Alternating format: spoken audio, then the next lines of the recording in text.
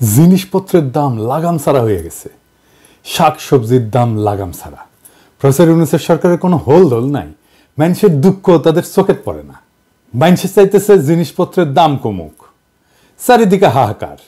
সরকার বাজার ইন্সপেকশন করে, এটা করে দাম কমে, ওদের কোনো আইডিয়াই নাই জিনিসপত্রের দাম বাড়ে কিভাবে। আজকে আলাপ কিভাবে সবজির দাম নাগালের মধ্যে আনা যায়, এটাও হলো একটা রাজনৈতিক ইস্যু। তবে রাজনৈতিক দলের ক্ষমতা নিয়ে কামড়াকামড়ির ইস্যু না। এই আলাপের পরে বুঝবেন আমাদের রাষ্ট্র যারা চালায় তারা কতটা অপদার্থ, কতটা বুদ্ধিহীন, কতটা কর্মবিমুখ। যে সমস্যার সমাধানে সে নিজে তো কিছু করেই না, যারা সমাধানটা কইরা দিতে পারতো তাদেরও সাহায্য নেয় না। তো আমি ঠিক করছি যে পলিটিক্যাল ইস্যু নিয়ে এপিসোড বানানোর পাশাপাশি কিছু জাতীয় এরকম সমস্যা নিয়ে আলাপ করব, যেগুলো আমাদের নিজেদের জীবনে সরাসরি সমস্যা তৈরি করে। শুধু আলাপটা না, আমরা আলাপ করব কিভাবে এই সমস্যার সমাধান করা যায় সেটা নিয়েও। না, আমি মনে করি না যে প্রফেসর ইউনূসের সরকার সমস্যার সমাধান কইরা দিবে। প্রফেসর ইউনূসের সরকার আমি মনে করি এটা একটা অপদার্থ সরকার। এর উপদেষ্টা যেগুলো আছে কর্মবিমুখ, কোনো ক্রিয়েটিভিটি নাই, বেশিরভাগের বয়স 70-এর উপরে।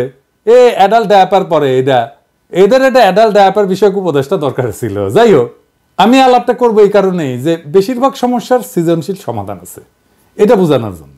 আর আমার হেটাররা বলে যে আমি নাকি ধ্বংস করতে পারি, গড়তে পারি না। ওদের মুখে যেন আবার জামা ঘষে দিতে পারেন, সেটাও একটা লক্ষ্য এই এপিসোড করার। প্রফেসর ইউনূসের সরকার এই পরিকল্পনাগুলো ইমপ্লিমেন্ট করতে পারলে ভালো, আমি খুশি হব। কিন্তু এই পরিকল্পনা ইমপ্লিমেন্ট করা, বাস্তবায়ন করার জন্য প্রচুর উদ্যম, পরিশ্রম আর প্যাশন লাগবে, সেটা ওনাদের নাই।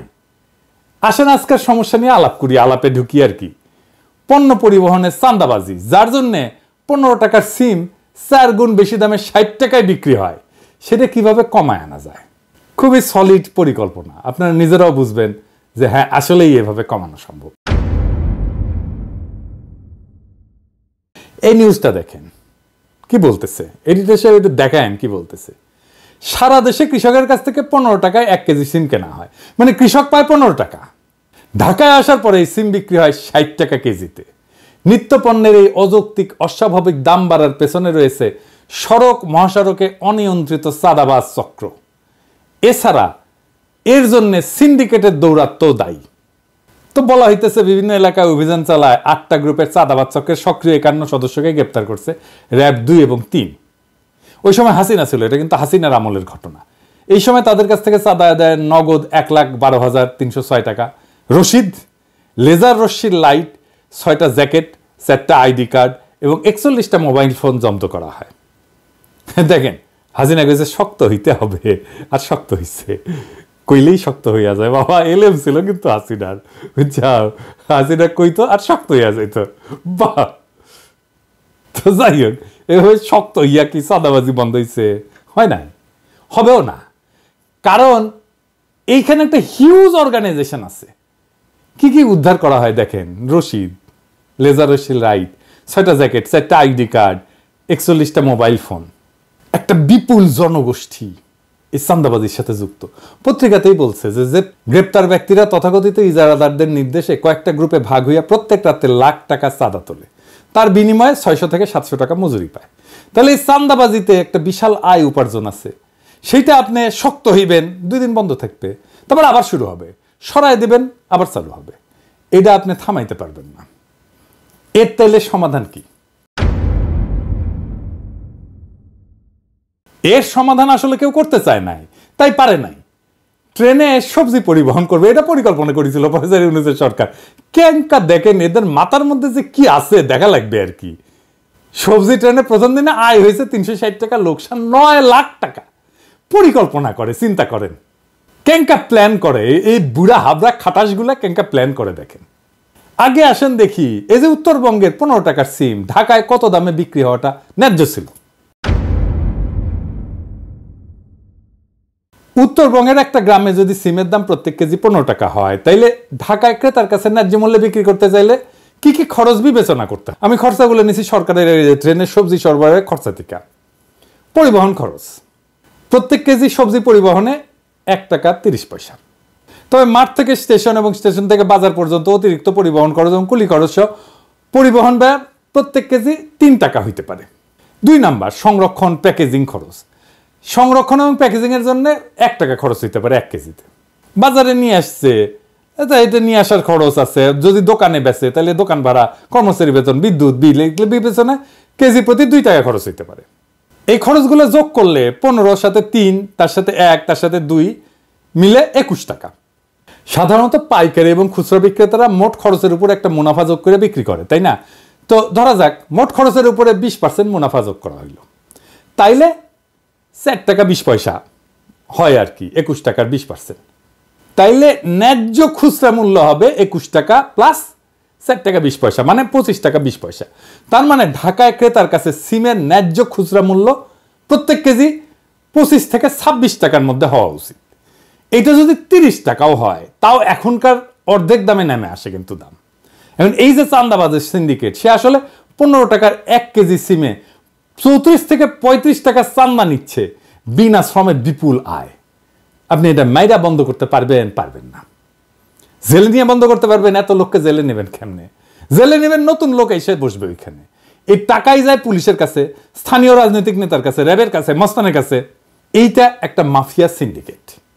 মাথায় রাখবেন, মাফিয়া সিন্ডিকেটের অপারেটিং কস্ট খুব হাই, এই জন্য নিষিদ্ধ মাদকের দাম বেশি হয়। তাইলে এর কোনো সমাধান নাই? আছে, দারুণ সমাধান আছে। কি সেইটা? আসেন দেখি। আপনি হিউজ চাঁদা তোলার অর্গানাইজেশন ওন করেন সরকারিভাবে, এটা একটা রেগুলেশনের মধ্যে নিয়ে আসেন। এটা সরকারি ট্যাক্স কালেকশন অর্গানের মর্যাদা পেলে পুলিশকে, রাজনৈতিক নেতাকে, মস্তানকে চাঁদার ভাগ দিতে হবে না। সরকার রেভিনিউ পাবে, একটা শৃঙ্খলা আসবে। আইডিয়ালি শাকসবজির আভ্যন্তরীণ পরিবহনে ট্যাক্স দেওয়ার রীতি কোথাও নাই, কোনো দেশে নাই। কিন্তু কি করবেন, আমাদের দেশে একটা বিকট সিস্টেম দাঁড়ায় গেছে, আপনি ইনহেরিট করছেন। এটার একটা ইনোভেটিভ সলিউশনের মাধ্যমে তো রেগুলেশনের মধ্যে না আনলে আপনি তো এটা কোনোভাবে বন্ধ করতে পারবেন না, পারেন নাই, ইতিহাস সাক্ষী। তো কাজটা কিভাবে হবে আসেন সেটা একটু বুঝি। কারা কারা চাঁদা তোলে তাদের তালিকা পুলিশের কাছে অবশ্যই আছে, না থাকলে তালিকা করতে হবে, এদেরকে ডাকতে হবে, মানে নেতাদেরকে বলতে হবে ভয় নাই, ডর নাই, সরকার তোমাদেরকে সাহায্য করবে, এই কাজটাকে অফিসিয়াল করে দেবে, তোমরা সরকারি কাজের সহায়ক হিসেবে মর্যাদা পাবা, তোমাদের এই চাঁদা কালেক্ট করার সিস্টেম করে দেবো, ইলেকট্রনিক পেমেন্ট আর বারকোড প্রিন্টিং একই সাথে চলবে। পেমেন্ট নিবা, বারকোড দিয়ে সালার উপরে বসাই দিবা ধাম করে, পণ্যের ধরন আর ওজনের উপরে ট্যাক্স বা চাঁদা নেওয়া হবে। তারা ট্যাক্স কালেক্টরের পোশাক পরবে, যারা ট্যাক্স কালেক্ট করবে সরকারি পোশাক। চাঁদাবাজির সমস্যার প্রাতিষ্ঠানিক সমাধান হবে। এই সিস্টেমে ট্রাক বা গাড়ির রেজিস্ট্রেশন নাম্বারও স্ক্যান করা হবে, চালানের পরিমাণ অনুসারে একটা নির্দিষ্ট ফি নেওয়া হবে। পুরো প্রক্রিয়াটা ইলেকট্রনিক, স্বচ্ছ এবং ট্র্যাকেবল হবে। ইলেকট্রনিক রসিদ সিস্টেম যদি চালু হয় তাহলে অবৈধ চাঁদাবাজি এমনিতেই বন্ধ হয়ে যাবে। প্রাথমিকভাবে কয়েকটা গুরুত্বপূর্ণ রুটে, যেমন ধরেন উত্তরবঙ্গ থেকে ঢাকা বা চট্টগ্রাম, এই মডেল চালু করা যেতে পারে। পণ্য পরিবহনে কিউআর কোড বা বারকোড যুক্ত ট্যাক্স রসিদ ব্যবহার বাধ্যতামূলক করতে হবে। সরকারি ডেটা সিস্টেমে তাহলে প্রত্যেকটা পরিবহন এবং পণ্যের হিসাব স্বয়ংক্রিয়ভাবে অন্তর্ভুক্ত হয়ে যাবে। এই ডেটা ব্যবহার করে পণ্য সরবরাহের মানচিত্র তৈরি করা যাবে, যা বাজারের পর্যবেক্ষণ এবং পরিকল্পনায় সহায়ক হবে। এইভাবে যারা চাঁদা কালেক্ট করে, ওইখানে স্থানীয় রাজনৈতিক নেতা হোক বা এই ইজারাদার হোক, যেই হোক, ট্রাক ড্রাইভার ইউনিয়ন হোক, বাজার সিন্ডিকেট হোক, তাদের সাথে চুক্তি করতে হবে। তাদেরকে সরকারি কর্মচারীর মতো দায়িত্ব দিয়ে স্বচ্ছতার মধ্যে আনতে হবে এবং এর মধ্যে দিয়ে একটা আধুনিক সাপ্লাই চেইন নেটওয়ার্ক তৈরি হবে। এবং যেখানে এই যে মধ্যস্থতাকারী, যেগুলো যারা মূল টাকাটা খেয়ে নেয়, তাদের সংখ্যা কমে যাবে। সরাসরি কৃষক থেকে ভোক্তার কাছে পণ্য পরিবহন হবে। এতে কি সুবিধা হবে?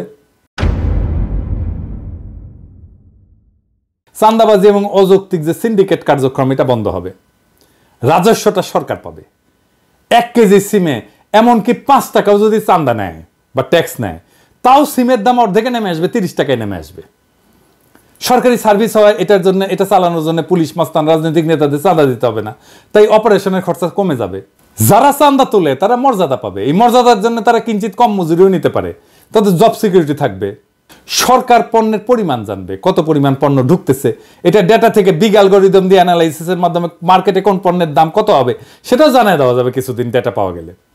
সরবরাহ এবং চাহিদার উপরে পূর্ণ নিয়ন্ত্রণ আসবে, পরিকল্পনা অনেক সহজ হবে, কোনো পণ্য অযথা নষ্ট হবে না, অতিরিক্ত পণ্য আসবে না বা কম পণ্যও আসবে না।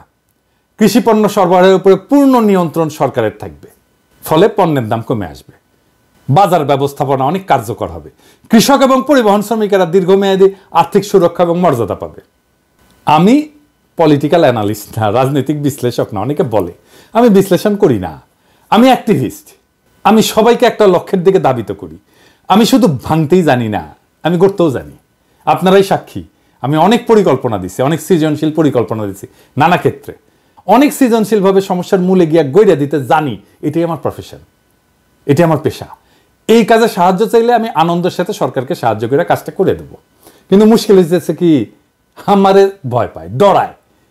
তাদের ধারণা পিনাকি তো আমাদের উড়াই দেবে, পিনাকি যদি আরো জনপ্রিয় হয়ে যায় তাহলে তো বিপদ।